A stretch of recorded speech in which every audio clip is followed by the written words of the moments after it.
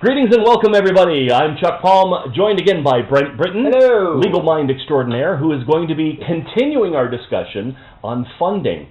Today we're talking about more of the nuts and bolts of the formation, the legal parts of that, and what really do I have to have in my deck when I'm showing somebody, hey, this is a great idea, we've got clients lined up, we got a product, it's vetted, all the homework's done. Tell me what's next. Okay, wow, thanks. Great to be here again. Thank Chuck, you, sir. as always.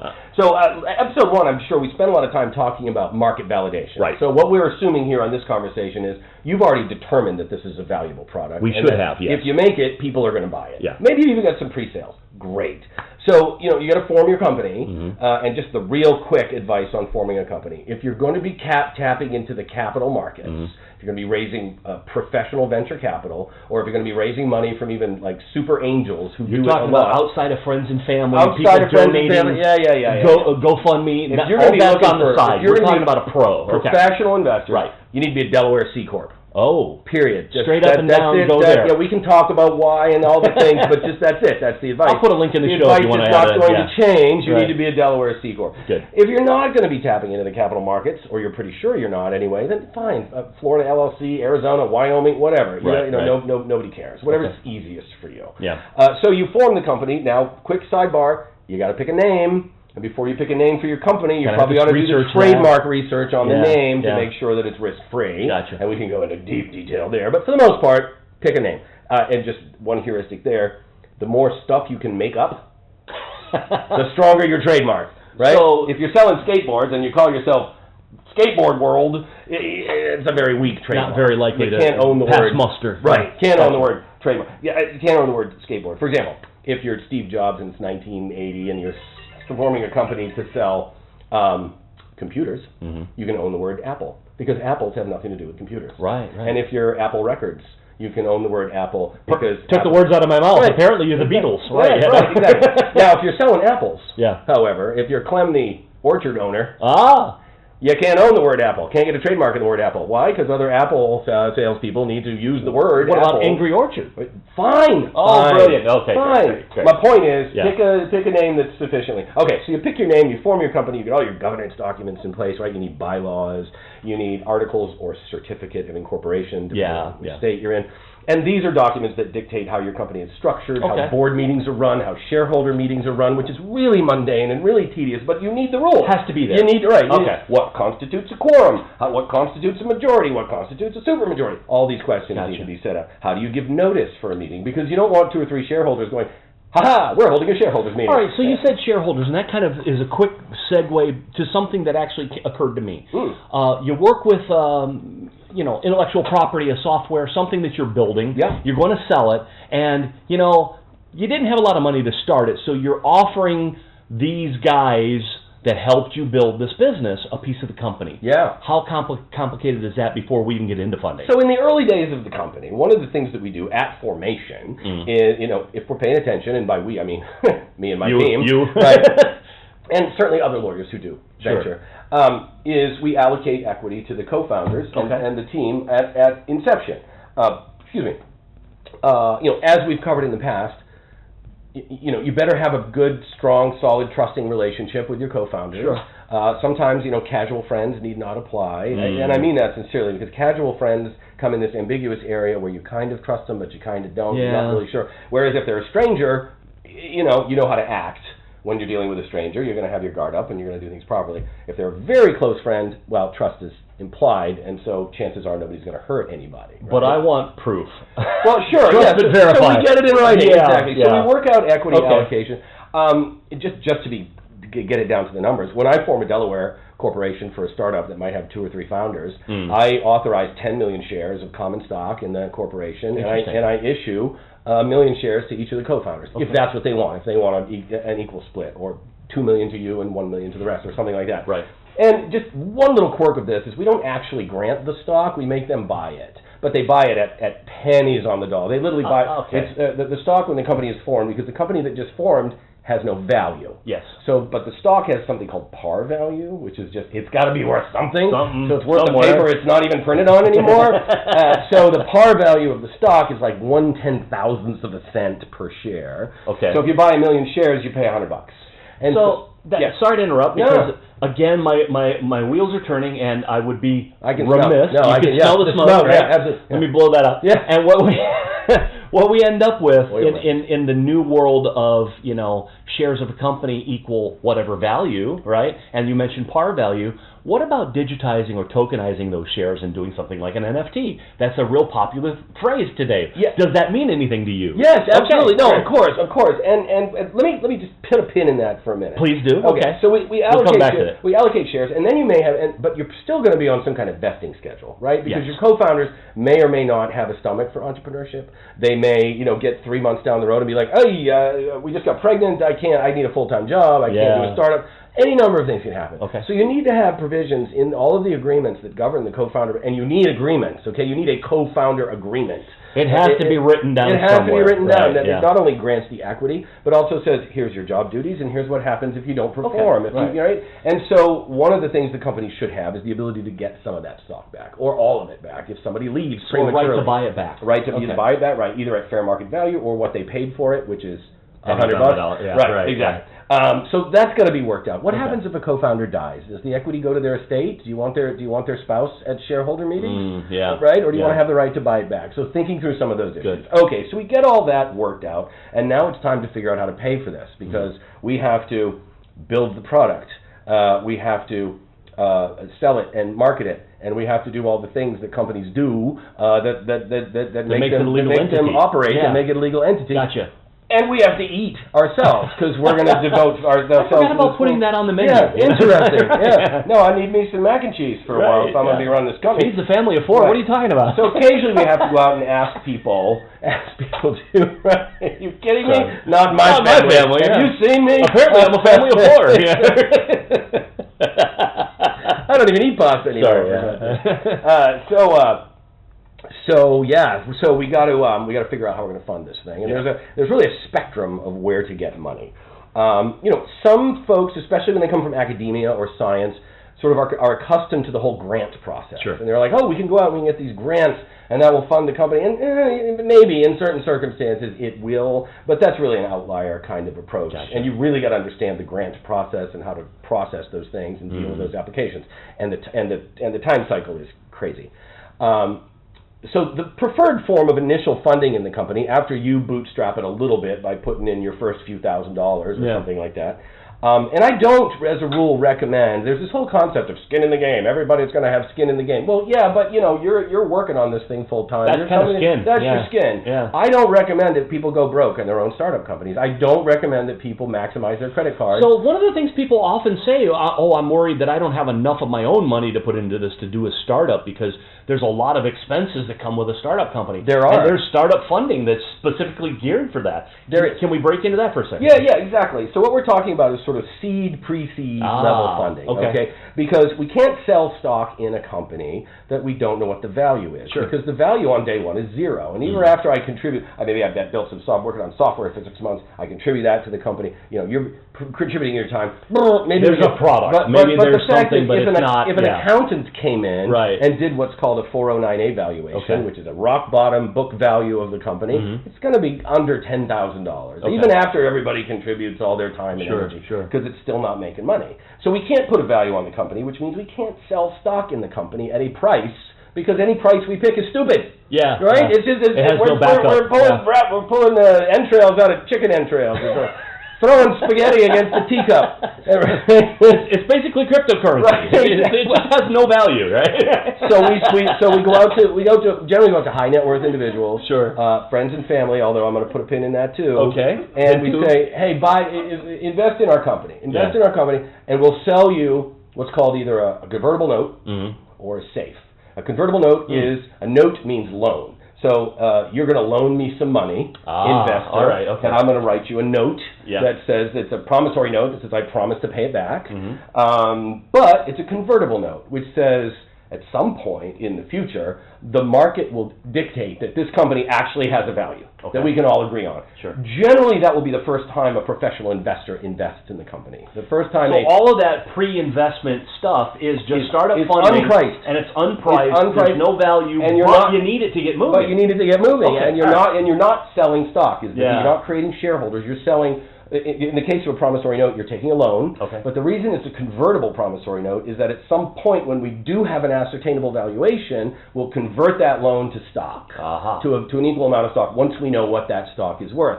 And I'll tell you what, my little friend, since you got in early, we're going to give you a 20% discount off the price that the Series A people pay, because that's how we determine what a company's value is. When a professional investor, so the value of that 20% actually goes up if the company has real value before other investment money comes in and makes hopefully the whole thing skyrocket. Kind of. It works like this. The Series A comes in, and the Series A is a professional venture capitalist. And let's not forget that a professional venture capitalist is somebody who can look at the large pile of money on their desk and go, Jesus Christ, I'm a genius.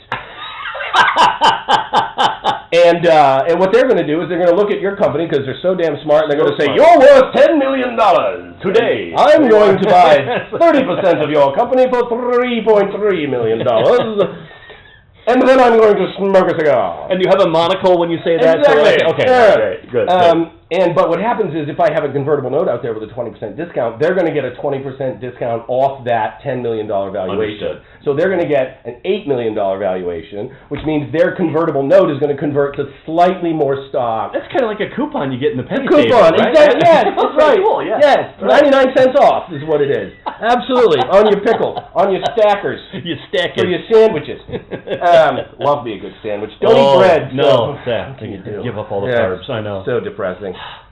Anyway, let's all mourn bread. Bread. Okay. Thank you, bread. There you go. Rest in peace. Yeah. Rest in pieces. Rest in slices. Just find me a toaster. I need croutons stat, you know? Oh, that was a bad. Some of this happens. You look at it later and say, I don't want to cut it out. Let's go. It was, it was a bad bun. Bad buns. You're a bunster. Okay, so so what we said was because everyone does the promissory notes. They're convertible notes. They're doing the convertible notes. And there's the debt component, and every now and then the note would mature, and the holder would say, "Hey, I want my money back." There it is. What does mature mean? It means it means you start wearing big boy pants now. Well, it means exactly. Well. Sorry. Let me start at the beginning, Chuck. Okay, please do. One night, your dad really wanted to show your mom how much he loved her. And and you were born. And there you are. And now you're a big boy. And this just went PG-13. So, yeah. Fabulous.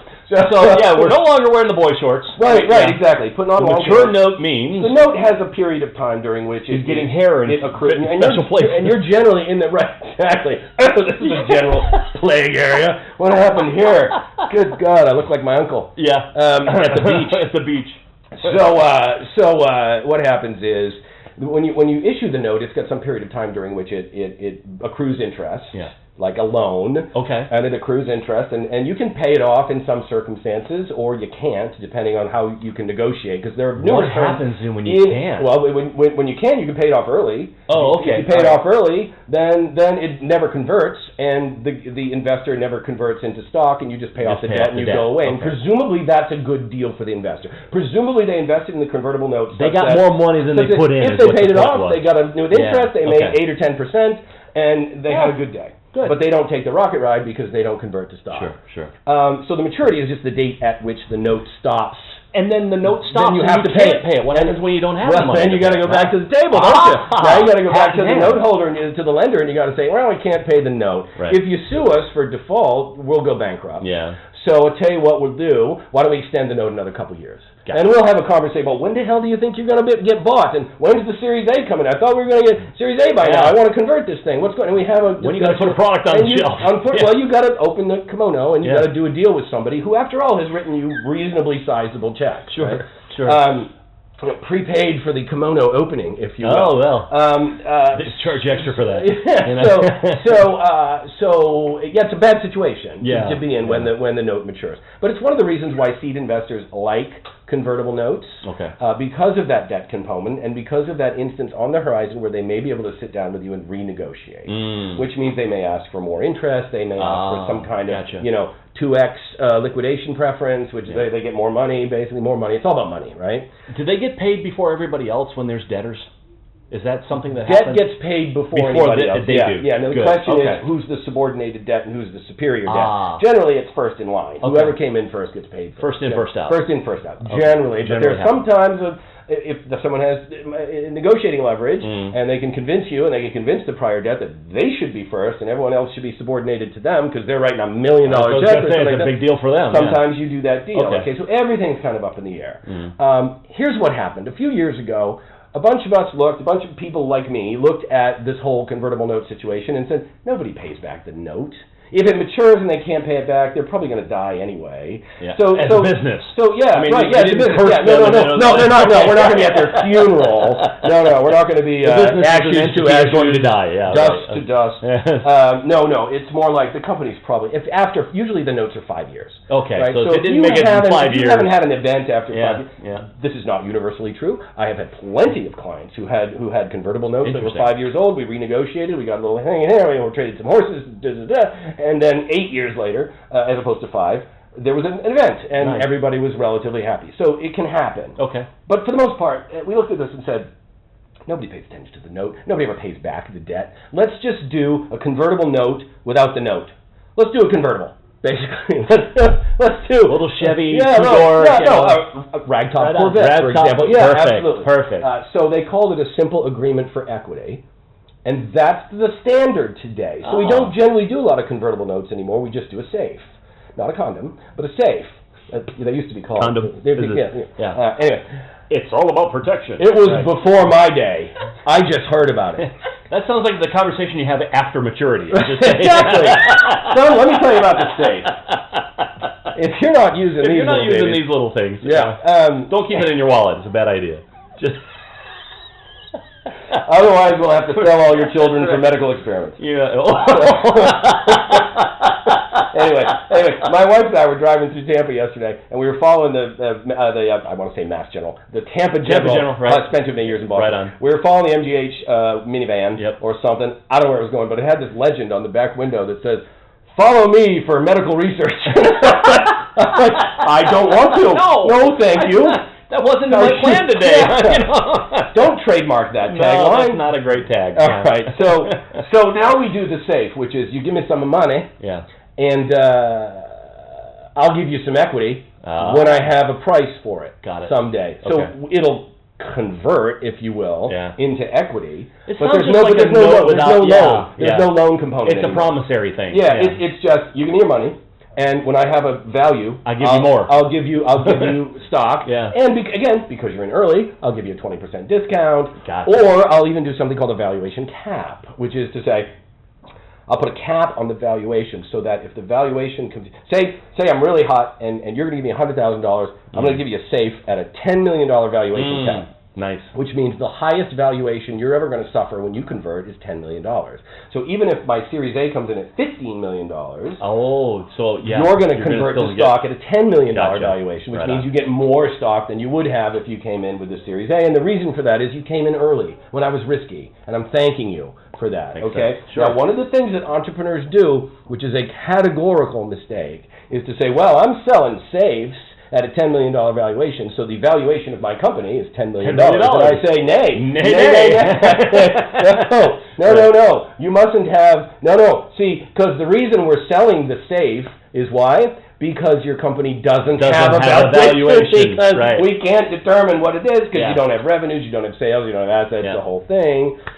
That's why we're doing the safe. So your company valuation is not the valuation cap on your safe. Okay. That's just something you're selling. Just something you're selling investors so that they'll buy into the deal. Because presumably what you're saying is, hey investor, give me money today, and I'll give you this safe at a $10 million valuation. But between you and me, I expect the Series A to come in at $20 million. So you'll be getting twice the deal that the Series A investors are getting. Sweet deal. Okay. Right on. So those are your unpriced rounds. We call them pre-seed, seed. I have a client that just did a pre-seed round at $200,000 just to get the engine started. Okay. And now they're doing a seed round for $1 million. And here's the thing: The pre-seed round was a safe with a $5 million cap. The seed round is a safe with a $10 million cap because we're better now than we were yesterday. That's right. And that's the expectation with the growth funding, there, that everything's going to get a little better, a little more advantageous to the seller, to the company, Gotcha. And that you're worth more every time even if we don't have a valuation, the idea is that you can command a better terms as you grow. And if you can't, that's a warning sign that maybe the market ain't going to like you as much as they used to or you thought they would. It's called a down round. A down and round. And you've got to be real careful about that. Okay. Because if I invest in you at let's say we do have a valuation. Let's say I invest in you at a $10 million valuation. And we're trucking along, and you need more money, and you come to me and I'm like, I'm tapped, and you go to somebody else, and you give them a $5 million valuation. Okay. Well, now I'm like, wait a minute, that wasn't our... They just got tapped, but twice the deal I got, you're going to reconfigure my deal now to match theirs. that. So we build that into the transaction. Oh, so they could actually be flexible there. Down round protection. Oh, that's so if they do a down round. No, it's not awesome. Well, I mean, but at least we don't have an unhappy investor. There you go. Still, things are bad. Yeah, things are bad. Things didn't go the way you wanted. If you were selling your lemonade for $1 a cup yesterday, and now the market will only pay 25 cents, you're in trouble, okay? Because your costs are going up, and the whole thing. All right. You're sounding more and more like a crypto company. Okay, so let's take the pin out of the NFT. Exactly. So. Look, you can sell cookies if you want to. Yeah. Okay. I mean, actual literal chocolate chip. I know cookies, a guy. Yeah. Right. I mean, you can sell good business selling his cookies. Yeah. No, there are a couple of things. You can do the crowdfunding. Okay. Thing, and by crowdfunding, I mean the gifty ones, where you go out and you raise capital and you're not actually selling stock or anything like that. It's like a GoFundMe movie or what was the first one there? Gifts and Go. There was another GoFundMe, the startup, the first one that ever did. Hey, we really want to build this amazing windmill, but we don't have any money. Send us some money, we'll send you a hat. Crowdsource, I think, or something. God, I can't remember. Yeah. You can remember, and you can overdub me when you look it up after this when you're reshooting it. Right. Chuck, the name of the company was Kickstarter.com. Did I just knock that camera off? No, you're fine. That's okay, fine. all right. I don't think we're... all right, you probably won't be able to see the screen, but is it still on? I get so excited around you. The red dot still there and everything? Okay, great. What are we talking about? We were taking the pin out of the NFT. The thing with the crowdfunding. Sell whatever you want. That's not funding. Those aren't securities. That's going out to the market and saying, hey, if you like me, send me some money. Okay. And maybe I'll send you a hat. Okay. Or put you on my discount list. We'll give you a discount. Gotcha. But you have to treat that as income. That's income. So that's showing an IRS give you money, that was somebody gave me money. Yeah, that's income. Right. Yeah, okay. it's gift income, if you will, but it's still income, and you're going to get charged tax on it. The money you raise from investors, when you're actually selling securities, is not taxable. Okay. Because it's a trade. People are investing. It's a certificate that has cash value later. They're buying the safe, or they're buying the convertible note, or they're buying the stock, and presumably it's going to be worth something in the future, and they're going to sell it. At which point they will pay capital gains tax. Gotcha. But you, the company, you don't have to pay tax on the money you raise from investors. It's not taxable. All right. Okay. So, as I say, you could sell cookies, you could sell hand-knitted hats, whatever you wanted to raise money. Yeah. So if you want to create a series of tokens that have some mechanical connection to the value of your company, which is to say the token is worth $1 for every $1 we make running our game over here or something like that, that's fine, but newsflash, it's stock. Which means it's managed by the SEC, and if you haven't done that, you're in deep doo-doo later. Could be, okay. Right? But so that's where we're running into this now with a lot of coin companies that have started their business, and they said, our coins are basically tokens, and it's just representative of no cash value, blah, blah, blah. It's just currency. Right, and then when they actually come back, the SEC has been very wishy-washy on the subject. They'll let some through, they don't let others through, depending on where it came from. So I don't want to break into the whole securities thing. I know, it's complicated. But the basic idea is, if you're buying something whose value goes up and down based on the performance of my company, that's stock. That's basically the bottom line. That's what it breaks down to. That's what I was trying to explain to my... If you're selling a token, you call it a banana if you want. You call it a potato. If its value goes up and down... You want to buy some bananas. Right, exactly. We have no bananas today. Yes. But maybe a banana pepper. Hey. You know what I realized? I love it. My wife sent me to the store to get banana peppers. I bought raw banana peppers. I brought them home. She's like, no. I want them in pickles. Kind. Yeah. I want them in a jar. And I'm like, well, try it. It might be. No, they're not as good. We had to pickle them ourselves. Right. Yeah. So the food and the gustatory tribulations in our kitchen. So yeah, if you're selling a token that represents, which is effectively stock in your company because its value changes based on the performance of your company, fine, it's stock. We sell stock all day long. That's what we do when we sell. That's what the Series A is. Okay, there are rules. You have to follow them. Got it. And if you just willy-nilly try to make it rain with your tokens, yeah, you're breaking the law. Okay. And you can go to jail. Yeah. Because it's a crime. And all story on FTX. And if you don't do it properly, all the investors can unwind the deal. They can demand their money back. You can get sued.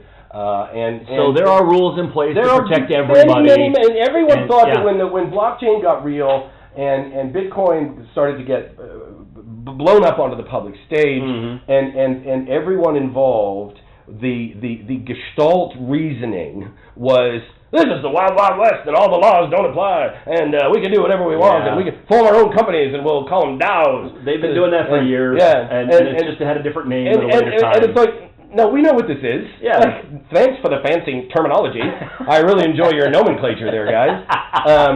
But this is a stock, and you need to register it or find an exception to registration, and you need to inform the SEC by filing a Form D. And guess what? If you make money, you're going to pay buttloads of taxes. You're going to pay big taxes on it. Trying to stay PG-13. Very nice. Yeah, my pleasure. I generally don't live in that ballpark. No, that's way out in left field. We like to visit every once in a while. But it's fun. The weather's good. That's right. The weather's nice. They keep the grass nice and mowed. Yeah, right. Exactly. Those guys in their lawnmowers, I swear. I don't know how they do the greens on the golf courses. It's a Disney thing. Right. But so but because the crime and the foolhardiness is in the fraud and the try to getting away with just not following the rules. Right. Okay. To my understanding, the reason FTX went down is because they weren't accounting properly. They were taking money from Paul to pay Peter, and maybe Peter was me. And and it's like if you run a financial institution, they're running it on QuickBooks. I don't care. I don't care. Again, I don't care if you're calling them potatoes. Yeah. You know, the SEC and FINRA and a bunch of other, governmental acronyms care about that activity, no matter what nomenclature you use. Well, I think the real trouble came when he gave his girlfriend, who was running a hedge fund, all the money to put in the, remember back in the day when Steve Martin had the Bank of Steve, and he put in that breast pocket right there, the white suit breast pocket. You remember that? Yeah. That was it's kind of what they played that money with there in this big investment group. Yeah. So what they did was really under the table, off the books, dirty pool kind of stuff. But investors lost money. SEC had been paying attention. Now everybody in the world wants a piece of them. You're starting your company, you're putting a little bit of your money into it, but you're not going broke, okay? Yeah. That's a bad idea. You're not maxing your credit card. Okay. You're going out to the street, and you're trying to convince people. Hand. Yeah. And again, if you've got to be careful going to friends and family, because really the way the law is structured, it's much easier for you to take money from rich people. Gotcha. People who can afford to lose it. Who've already done that or have more than $1 million, if I remember right. It's so-called accredited investors, right. In general, totally oversimplified. Right. $1 million net worth. Yep. Or they make $200,000 a year. There you go. Okay, so that those are people you can take money from. Right. If you take money from people who are not accredited, you just have to jump through a lot of regulatory hoops, and you have to have more documentation, and you have to produce all kinds of things that take time and money. Filing paperwork costs money, right? But look, if Aunt Tilly wants to take $10,000 from her 401k. Because he's such a good boy. Let's give him the money. I'm not saying that's wise, and I'm not saying it won't come back to bite you, and I'm not saying that when Investors Council does due diligence on your company and sees that transaction, they're not going to go, oh, Jesus, you're giving me a heart attack here with Aunt Tilly because she wasn't accredited and you didn't comply, but it happens a lot. Okay? Right. I will generally not authorize a friends and family round for my clients. Okay. I would rather say, look, if you happen to end up with $50,000 from Uncle Bob, I'm sure we can find a way to make Uncle Bob happy, but let's not draft an actual document, you know what I mean? Now it's income, okay, and it's reportable, so you got to deal with that. Do your deal. So that's that, okay, and then there's increasing sophistication level of the investor, the pre-seed, the seed, generally people who understand your industry, understand what you're doing, love you, they're excited about it. So it's important to kind of get money from people that are going to know a little bit about what you do, is what you're saying. Yeah. It's useful, okay. You want to get money And in fact, you're unlikely to get money from anyone else, quite frankly. But That you makes want to sense. get money from people who you show your baby to, and they go, God damn, that is one beautiful baby. I want to invest in that baby's college fund. Right. All right, and they mean it, and they're They mean not it. just blowing smoke. They're like, Jesus, yeah, I want a piece. So of he's that. not a politician. Yeah. He's actually an investor. Right, Okay. exactly. Yeah. And with increasing levels of the sophistication of the investor, once you get to the price round, you can anticipate more increased scrutiny on the company, which Gotcha. means you need to be ready for due diligence. You need to have all the documents they want to see that we talked about at the beginning of the conversation. Ta-da. The articles, the certificate, the bylaws, the shareholders. They call that a callback. The funders. Very good. Yeah, right, Very exactly. good. Yeah. Remember all that stuff? Well, Yeah. here's why where I it's get- important. Yeah. Because they're not going to write you a $5 million check unless they know that you're sound and things are in shape Sure. and the books are being run properly and you have all the right agreements in place. And that's funding, okay? I mean, Gotcha. that's it. Now, if you want to try to raise money with the problem with people doing stuff in tokens today is that the guys and gals who came before us Yeah. blew it. Because they just poisoned the well. well. We're just going to ignore the SEC, ignore Yeah. it, and that was a mistake. And Yeah. then the fraud and the failures, it's making it very hard to fix it. it's got a very bitter smell to it right Right. now, and it's Right. really, really hard for anyone to take it seriously. So I got to say thank you, Brent, again for your time. Always knowledgeable, always informative, but most importantly, it's fun. Absolutely. We love doing this. listen, Thank you, my friend. if Thanks you're- for coming if you're, out. If you're going through anything in business and you're not having a good time, well, just buy a boat and do whale watching. I There mean, you what go. the hell, man? This is crazy. It ought to be fun. So we're going to refer you to Corex Legal for all of those questions. I am going to put all the links here at the end of the show. We talked about things as they come up. I'm going to put bullets on there as well. And do we have an email that we can send to you should we have any questions? Yes, that's bcjb@corexlegal.com. That's Bravo Charlie Juliet Bravo Woo! at Charlie Oscar, Oscar Romeo Echo X-ray. Legal.com. And I'm Chuck Palm at chuck@chuckpalm.com. Either one will reach me. Thanks again, Brent. And we'll be joining you next time talking more about investing and soon intellectual property. There will be food and carpet and everything. Excellent. Carpeting. Wow. Thanks, Brent. Thank you, Chuck. Always a pleasure. Always a pleasure.